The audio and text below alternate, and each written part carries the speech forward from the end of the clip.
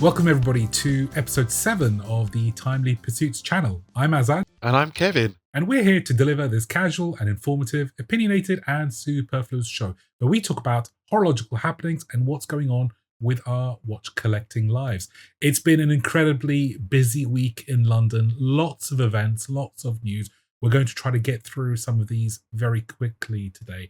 How have you been, Kevin? I've been very well. It's been very busy, as you say. Both of us caught up with Joe Perigo earlier in the week, and that was an interesting time. And yeah, it's been busy. Been busy. Excellent. And of course, we've just had British Watchmakers Day, which we will discuss in a little bit more depth as well. But let's go straight into the news. What's been happening, Kevin?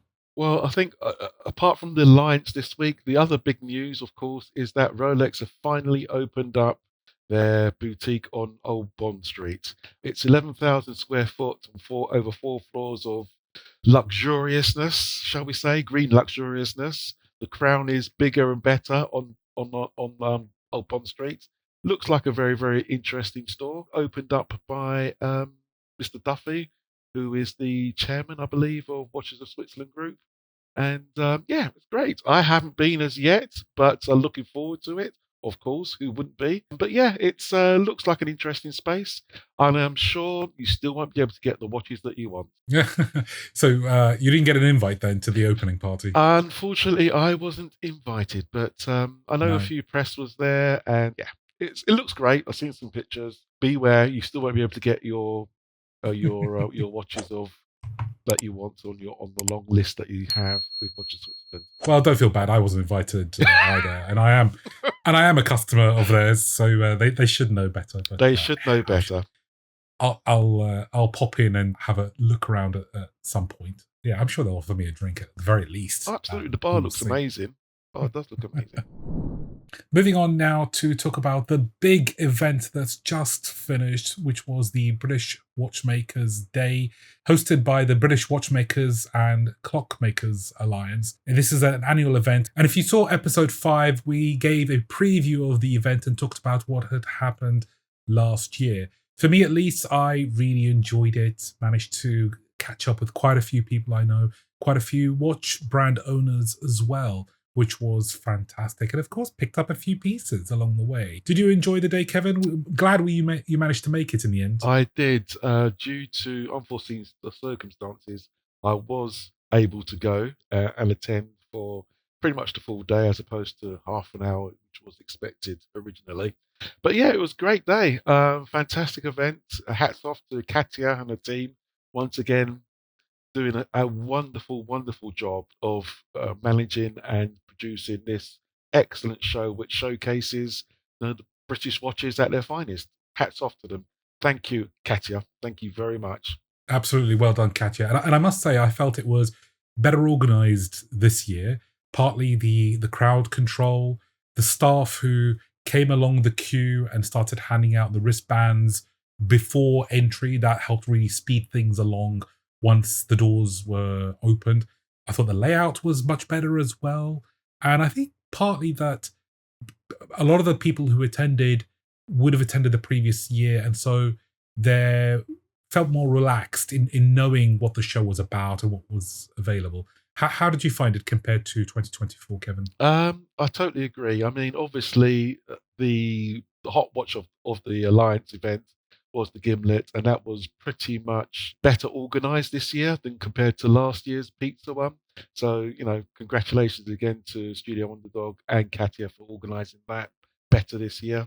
I think that was a good lesson learnt from last year. And don't forget, this is only the second event that they've ever done. So they're learning, trying to make things better.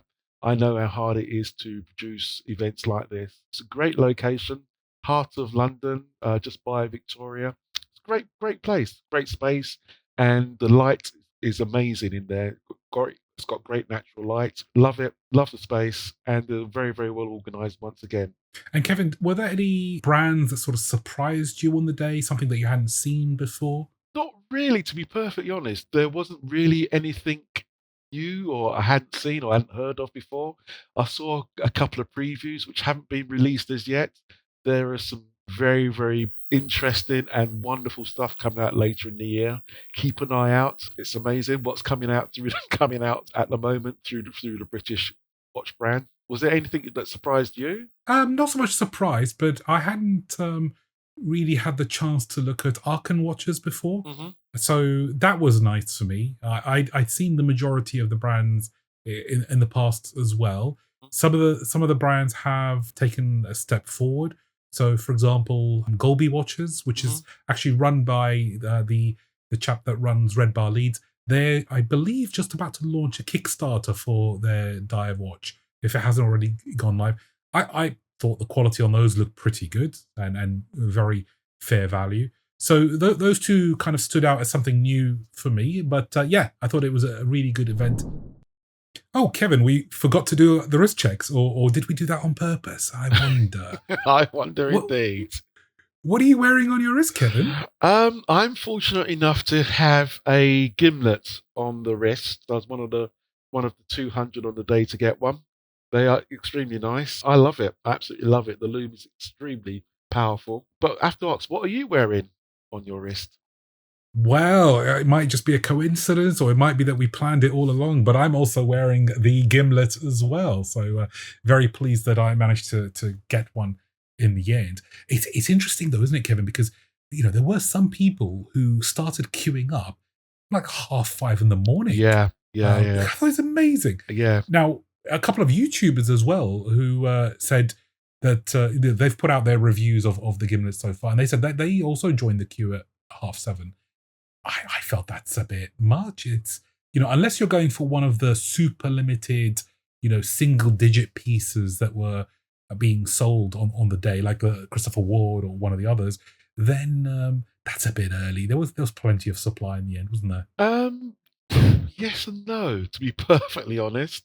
Don't forget, there's only 200 total throughout the day, and everybody's been raving about it. It's been mentioned in Oracle Time. Don't forget, it was on their front cover 2 episodes ago.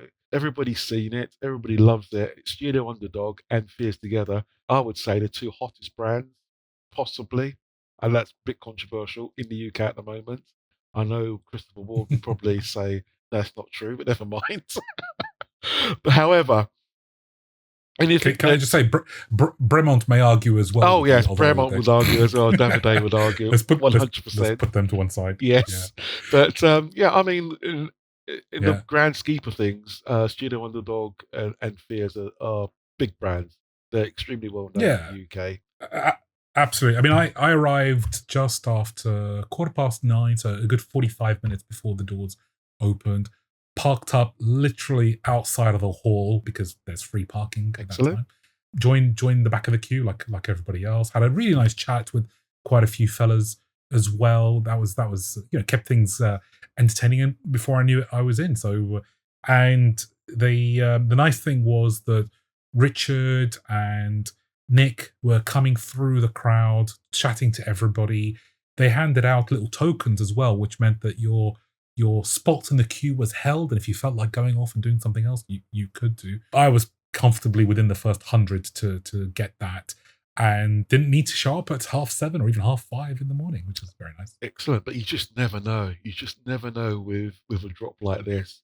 It wouldn't surprise me if people are queuing up even earlier than that. I did see a video. Somebody's doing something. Was walking past the hall from like 12:30. That dropped on Instagram, I think. And of course, there was nobody there. But the fact that he walked past, videoed it, and put it on Instagram regarding the Alliance event shows that there is a lot of people involved and a lot of people who wants to attend these events and obviously would like to purchase a Gimlet or any other watch which is super hard and super limited to get hold of, like the Christopher Ward and like the Fears. Yeah. Now, sadly, because of course supply was limited, there were a few people that purchased the watch that clearly had no intention of keeping them. Because we did see, I'm going to say, a handful that showed up on eBay pretty much later that afternoon. Not all of them charging a big premium, but there was absolutely some premium on top of what was the original retail price of £1,000. So that's a little bit sad, but I don't think you can totally eradicate that from That's the correct. collecting hobby. Yeah, that is correct. It is a shame. I mean, I think I got home before the end of the event, and the first one I saw was up on eBay already, and it was £3,300. So a big premium. I'm not sure if that one ever got sold, but yeah, most of them are a little bit over 1,300, 1,400, maybe £1,800. But it just goes to show the draw of Fears and Studio Underdog. It really, really does. Yeah, no, it'll be interesting to see if what those sold for in the end, which we can certainly check. Absolutely. Well, as we've both bought the same exact watch, this puts us in a fantastic position to provide a joint review of the Gimlet. Now, I've been filming some unboxing footage, which will go up on my other channel, but I'll drop some clips of that in here as we talk about some of the features of the watch. We have discussed this before, so we don't need to get into too much details on the specs, but I will put them up on the screen.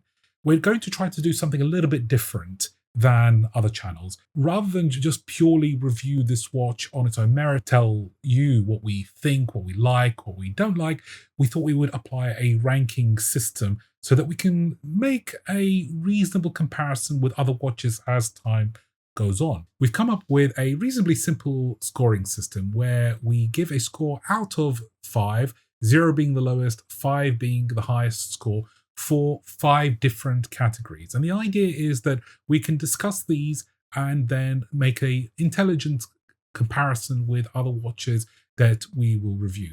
We will only review watches that at least one of us own or we've both handled as well.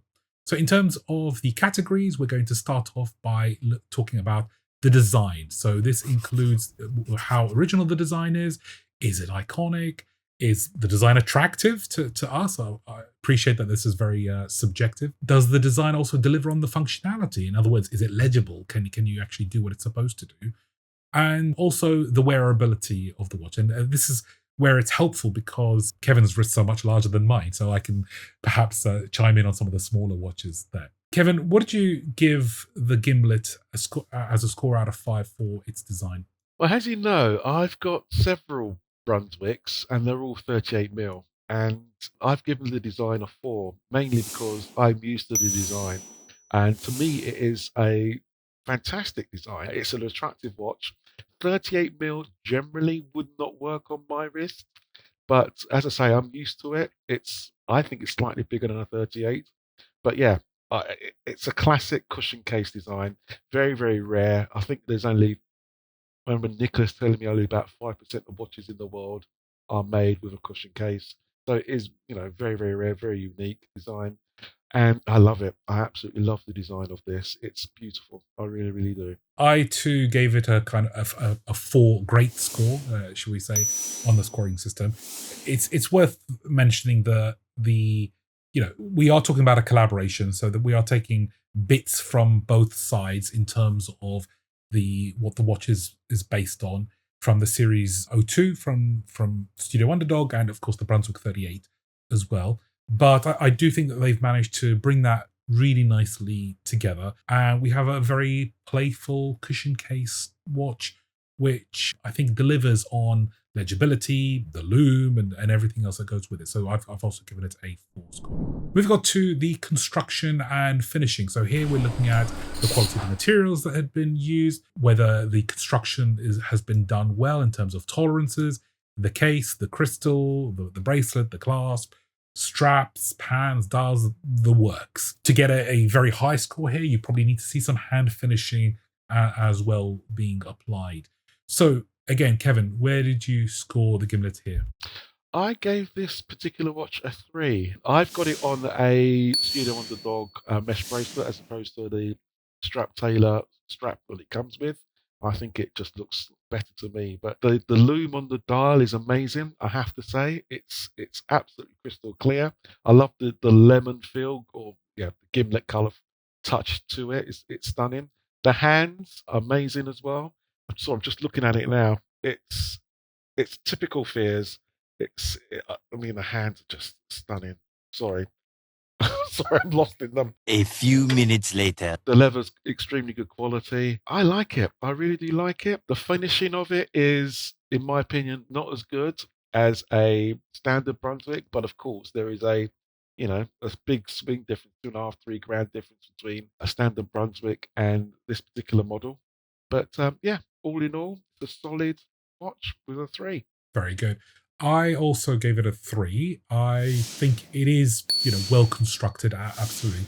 I was on the verge of giving it a slightly lower score, and that's really because, in my opinion, the finishing is not quite as good as watches that I've seen at this kind of price level. The brushing on the case is just not quite as smooth as you see elsewhere. So that was a little bit of a disappointment for me, although I appreciate that some costs have to be cut somewhere in order to be able to come in and bring it in at that price level. The other kind of minor niggle, and it's minor because I would have liked to have seen something different, which is the onion crown. It's unbranded. Usually, Studio Underdog brands their crowns, Fears brand their crowns. This is a kind of stock unbranded onion crown that's gone on. I would have liked to have seen something different on there, but I appreciate that would have been quite difficult to do. I do like the case back. It's super simple. The lime logo on the back is nice. It's very playful. It does the job. That's all you kind of need to do. You don't need all the specs and so on. I do really like the co-branding on the buckle. I think that's a very nice touch. I wasn't expecting that. I originally thought it would just be a standard Studio Underdog signage there, especially as the strap is being made by the strap tailor, which is the kind of standard strap that we get with the Studio Underdogs nowadays. But that was a nice touch overall. Now, in terms of the movement, it's a pretty standard hand-wound Solita movement. I've given it a good rating of 3 out of 5, which I think is probably appropriate for what's gone in there. It's not one of the cheaper movements. It's a very reasonable and accurate movement as well. I think my certificate said plus 7 seconds per day in all the positions. What did you think, Kevin? Yes, I mean, you can't go wrong with a Solita movement. I gave it a 3. It's the SW210, pretty bog standard, robust. It's a movement which is used pretty much everywhere and is very reliable. So I gave it a 3. I'm very happy with the movement they've chosen. And mine is also a plus 7, minus 7 per day as well. So yeah, pretty standard. Moving on to the next category, which is brand strength. So here we're thinking about, is the brand well known around the world? And it's important to point out, not just amongst watch collectors. We need to think more broadly here as well. How is it perceived amongst the public? Is it all very positive? And then also we need to think about, as an additional factor, how is it trading on the secondary market? Because this is also part of the strength of the brand in terms of how well it's done. For me, I've given this Gimlet a 3, and I think that's because, for me, it's a combination of maybe a more established brand and a bit of a micro brand as well. They are up and coming, they're reasonably well known, but certainly not household names around the world. What did you think, Kevin? What did you give them? I slightly disagree with you on this one. I've given it a 4, mainly because I believe Studio Underdog is well known around the world. I mean, they've obviously done the H. Moser collaboration last year. Richard has also met quite a few people over in the Middle East, some very influential sheikhs over there. So in the Middle East, he's doing very well. Nicholas is extremely well known within the watch industry for what he does with Fears, bringing the brand back and also having the boutique in Bristol. So I understand what you're saying about resaleable value as well. Fears less so because potentially, or more importantly, most people who buy a Fears do not resell them generally. They love them, they keep them. And with Studio Underdog, they obviously buy them. Some people unfortunately want to flip them, and there is a secondary market for them. They are higher because they tend to only be produced in drops of 1,000 at any one time. So everybody's clambering over for the first 1,000 and other limited edition ones which are never to be repeated. So yeah, I think personally, brand strength, it's a 4. I really, really do. Very good. And then the final category, which is one that is, I think, going to be unique to our show. I've certainly not seen any any other YouTubers or any other journalists discussing this as a ranking score, and that is the owner's experience. So, the interactions with the brand, the quality of boutiques or retail outlets, the website experience as well, the warranty that's being offered, and then finally the kind of the ease of acquisition, because that's another element that I think can put some people off certain brands overall. Now, we both have relationships with both the owners. We've both attended lots of events. They know us, we know them. So maybe we're a little bit unique on that front. I've decided to give the Gimlet, which is obviously co-branded amongst the two, a 4 score, so a great ranking in our scoring system. And that's because I do think that they look out for their customers. They're happy to engage with them. It's generally been a very good experience. From what I've heard, where there has been an issue with the watch, it's been resolved very quickly without any major problems. And actually, those issues are very rare to begin with. Kevin, what did you give the scoring on this one? I gave the own experience a 5. As you know, I've known Richard and Nicholas even longer. I've known Richard for about 4 years. I've known, 3 to 4 years. I've known Nicholas a lot longer. And I've bought into the brand. So I, like other people who buy Fears or Studio Underdog, do get access to various events. I mean, I was invited to the Gimlet party on the night before the Alliance event. I've been to Nicholas's boutiques. I've been down to Bristol. I mean, he used to live not far from me in Kent. I have a very, very good relationship with them. I also deal with them professionally when I do the Best of British events. So there's always a link there. My experience with both brands has been exceptional. It really, really has. And I think that, I have a unique experience with them because I know them very, very well. And I've known them for such a long time. It might be different for yourself and other people who just buy into the brand. But the service, if I have an issue with a watch, which I have done with the Fears Brown, that Lip Brunswick Brown, but he did, got resolved extremely, really quickly. The only issue is the ease of acquisition. As I've mentioned before, Richard tends to do online drops. The public even known, of course, you've got a lot of notice to get ready to buy online. But once they've gone, that's it for 3, 4, 5 months, which is the way he wants to do it. That's his marketing strategy, and I don't have a problem with that. If you miss the drop, you have to go to the grey market. Generally, you have to pay a premium to get it if you watch.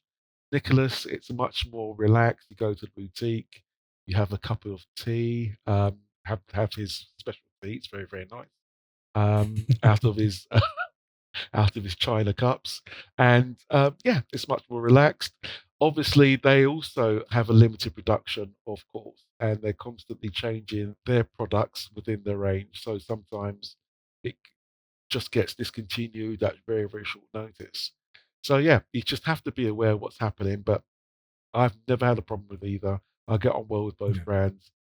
5 for me, 100%. Very good. I mean, I should clarify for viewers, when we talk about ease of acquisition, we're really trying to penalize those brands that make it difficult for you to acquire the watch that you want. And Rolex. You know the ones that we're talking about. Yeah, Rolex. Exactly. The ones that make you jump through the hoops, that make you buy something different and so on before they finally let you have what you want. I absolutely have no problem with brands managing their inventory and their business by limiting production, because fundamentally they need to be able to manage their cash flows and their inventory. So that's perfectly fine.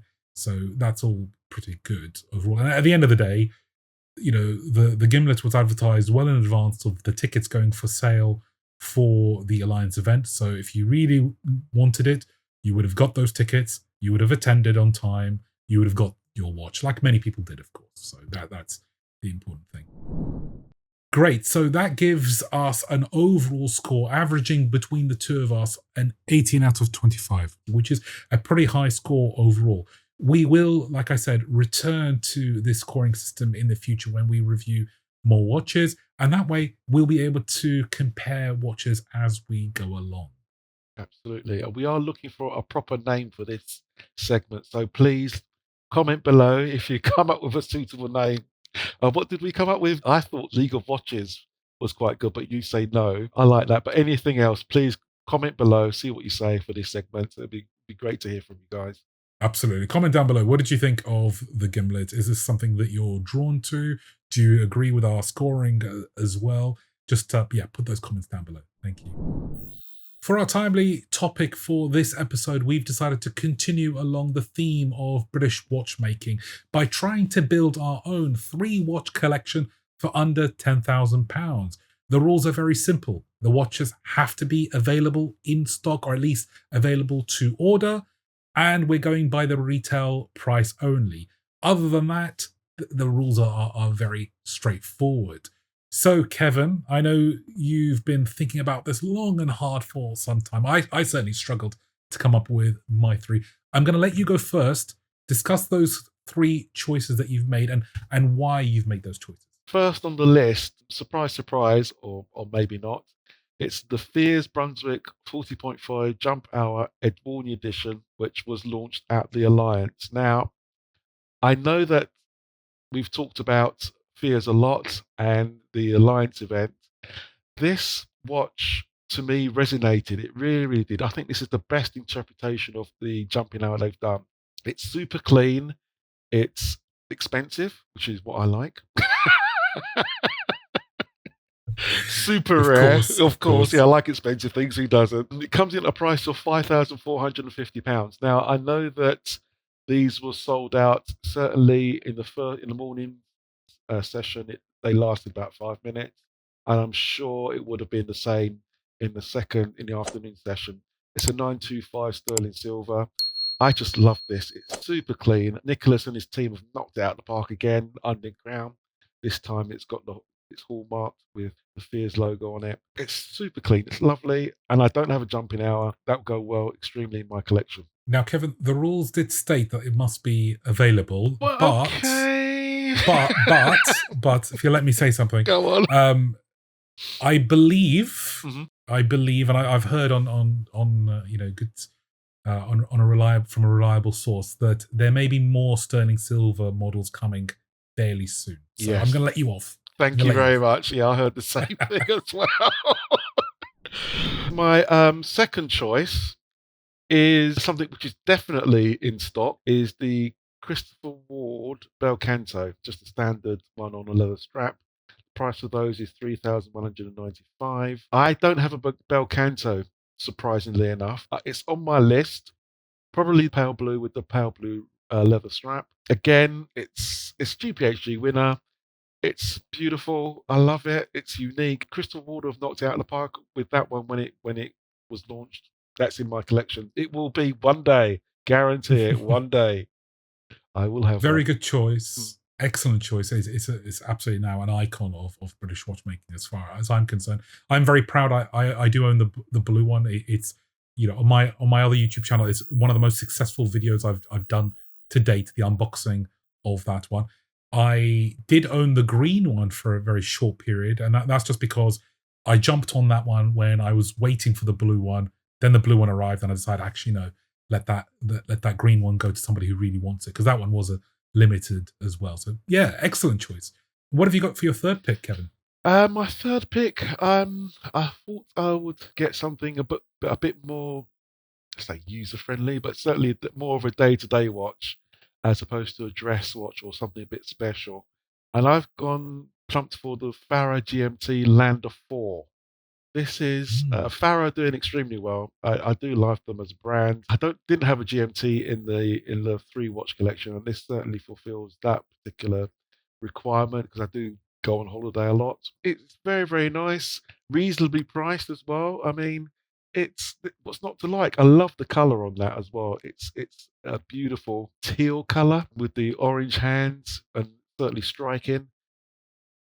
I like it. I really do like it. That colorway is very you. I can see you with a Hawaiian shirt on your cruise. Yeah. Drinking a pina colada. Yeah, that. why not? Why Absolutely. not indeed? But yeah, so that'll be my 3. And the total cost of those 3 watches is £9,910. So I am £90 within budget. Very good. That is really maximizing the use of that budget. I think You might be able to just about get away with a leather strap as an additional add-on or something along those lines. But very good, excellent. What's in your British watch collection, Azad? What have you got? So I really decided to have a think about what I need as a collector. I mean, choosing three is incredibly difficult. So I had to think about the utility more than necessarily which are my favorites. Because realistically, if I went down the which is my favorites, I probably wouldn't even wear them. So that's the problem. So I started off with something I can wear pretty much every day when I'm going out, when I'm walking the dog, when I'm going on hikes.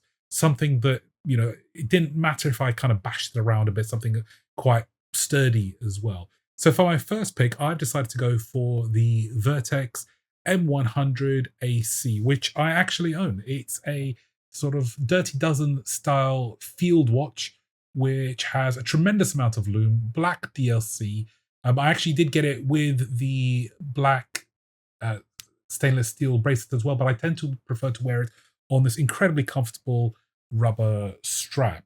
So I think that one ticks the boxes for me along those lines, and that one costs just £2,500. Wow, bit of a bargain, if you ask me. For my second pick, I had to get something that would work for me traveling, especially for business. I do travel quite a lot and have done for many years. So typically, I would wear some kind of GMT or even better, a world time watch where possible. Had a quick look around and I decided it needed to be still quite rugged, but at the same time, reasonably appropriate to wear with a suit. So I decided to go with the Christopher Ward C60 Trident GMT 300, which I also own. So I'm going to show it off here. White dial version with the blue accents, navy blue accents. I've got it on the Jubilee style bracelet. I don't know if we can call it that, but the five link bracelet. Sorry, Rolex. Yes, sorry, Rolex. They'll sue you now. 5-link bracelet, which actually does have a micro adjust built in to the butterfly clasp, which is fantastic. Makes it super comfortable.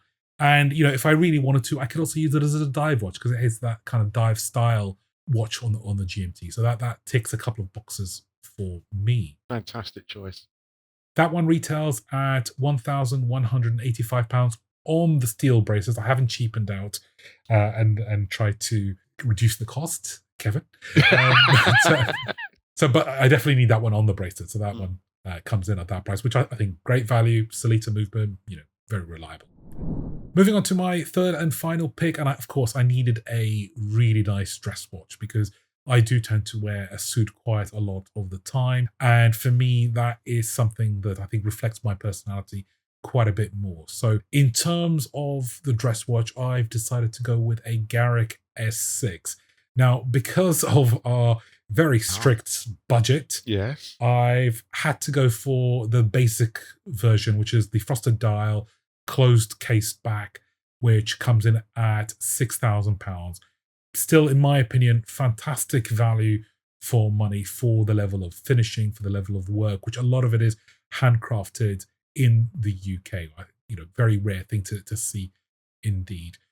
What do you think of that pick, Kevin? That particular one, well, I think you may have missed the boat because I know he's discontinuing that particular range. So yeah, I think it may actually, by the time this video comes out, you definitely will not be able to get hold of that watch. Azad, if you want it, I think you've got probably until tomorrow to put your order in because it is discontinued. Yeah, go on. I will say I checked today and it's still just about available. Just about available. Good. Yeah, although I mean, you put down quite a big deposit. Yeah, 60%, and it's going to be at least it's at least a 1 year wait at the moment. It's probably going to be much higher in the end because of all the people rushing to get those orders in. So for now, that's my pick. It falls within the rules. It certainly does. More so than mine, I think. Yeah, well, yeah. Like yours is coming at least. Mine will be gone. I'm trying to think. Do Garrick do another watch at that price level? I don't think they do they? No. Because one thing that they had mentioned was the reason why they're discontinuing this model and I think the S4 as well, if I'm right, was because frankly it was costing too much and it wasn't economical for them. And the ones that are replacing them are certainly priced quite a bit higher. So, if by any chance you're lucky enough to get an order in, do so, because they're fantastic watches. Excellent. Fantastic choices. And what's the total cost of those three? So the total cost is £9,685. So plenty of room for, I don't know, Buck and Jack straps or something else that we can use up the budgets. Maybe a nice little watch box for the three of them. Excellent. Fantastic choices. I do like them. I'm very envious that you've got the Garrick in there. Absolutely. 100%. But please comment below. Tell us what you think about the choices. And if you have your choices under £10,000 for 3 British watches, what would you choose? Please let us know. Thank you again for joining us for episode 7 of the Timely Pursuits channel. That's all the time we have. We really hope you've enjoyed the show. Please remember to like, hit the subscribe button, and also the bell icon if you'd like to get notified of future episodes. Don't forget to comment down below and tell us what you think of the discussion that we've had today. If you'd like to follow us further, you can find me on the other YouTube channel, AZ Time, or also on Instagram. The handle is az.time.